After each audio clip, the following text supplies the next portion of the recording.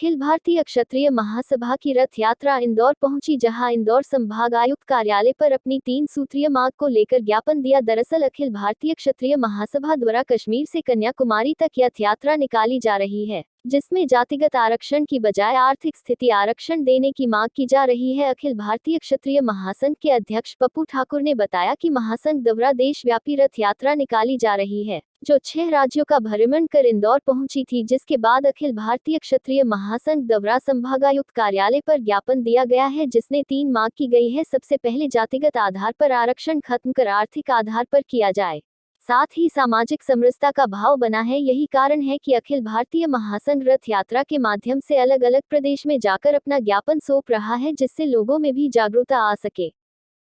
हमने 9 अगस्त 2022 को जम्मू से एक ऐतिहासिक तीसरी रथ यात्रा शुरू की है, जो देश में आर्थिक आधार पर आरक्षण को लागू कराने के लिए है, गरीबों को आरक्षण दिलाने के लिए है, जातिगत आरक्षण को समाप्त करने के लिए है। इससे पहले 2 रथ यात्राएं हम निकाल चुके हैं। 8 महीने की 70,000 किलोमीटर का सफ़र किया और केंद्रीय सरकार ने 10% आर्थिक आधार पर आरक्षण दिया, जो कि ऊँट के मुँह में जीरे के समान है। हम चाहते हैं कि देश में जातिगत आरक्षण पूर्णतः समाप्त हो, आर्थिक आधार पर आरक्षण लागू हो, और इसके साथ साथ सामाजिक समरसता का माहौल बनाने के लिए भी आर्थिक आधार पर आरक्षण का होना बहुत ज़रूरी है।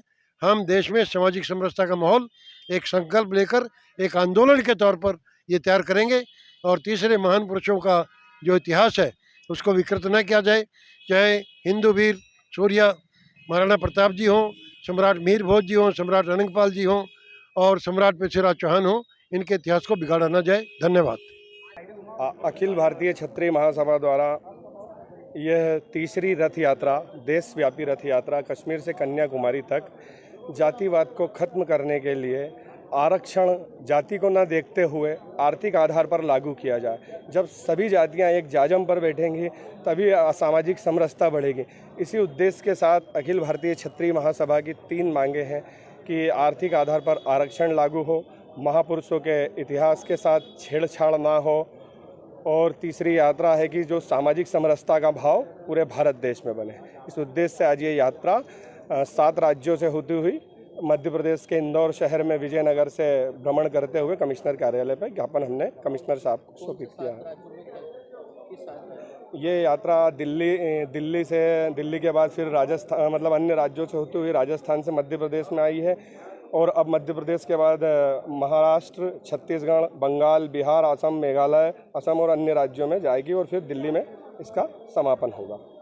मैं पप्पू ठाकुर, अखिल भारतीय युवा क्षत्रिय महासभा नगर अध्यक्ष, इंदौर।